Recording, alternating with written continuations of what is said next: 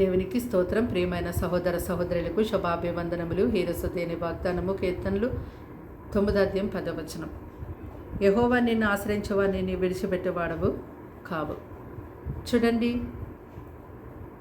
ఈ సమయం అంది మాటలు వింటున్నటువంటి మీరు ప్రభువైన యేసుక్రీస్తు వారిని ఆశ్రయించి ఆయన ప్రజగా ఉన్నారేమో.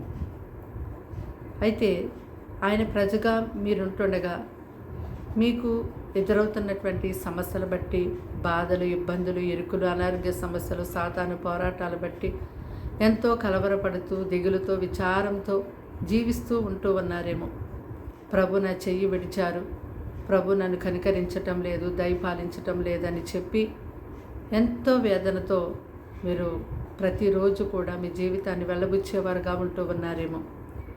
మీరు ఈ లోకాన్ని ఆశ్రయించలేదు, జీవం కలిగిన దేవుని ఆశ్రయించి ఉన్నారని మర్చిపోవద్దు.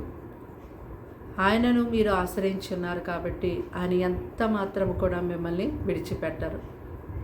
ఈ యొక్క వాగ్దానాన్ని ప్రభు మనకి దయచేసి ఉన్నారు కాబట్టి ఈ యొక్క వాగ్దానాన్ని ఎత్తిపట్టి ప్రతిరోజు మనం ప్రార్థించాలి. ప్రభా నిన్ను ఆశ్రయించేవాడిని విడిచిపెట్టేవాడు కాదయ్యా. ఇదిగో నేను ప్రభు నిన్నే ఆశ్రయ దుర్గం వలె చేసుకున్నాను, నా ఆశ్రయ స్థానము నీవే.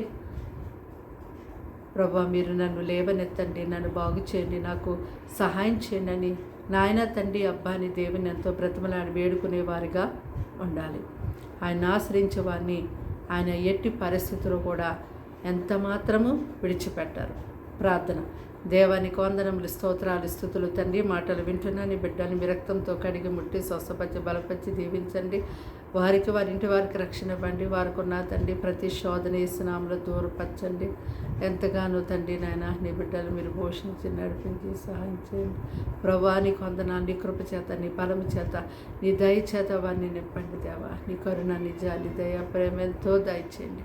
ఈ దినమంతా మీరు వారికి సహాయం చేయమని, దీవించమని యేసుక్రీస్తు నామములో ప్రార్థన సమర్పించండి వేడుకున్నాం తండ్రి. ఆమేన్.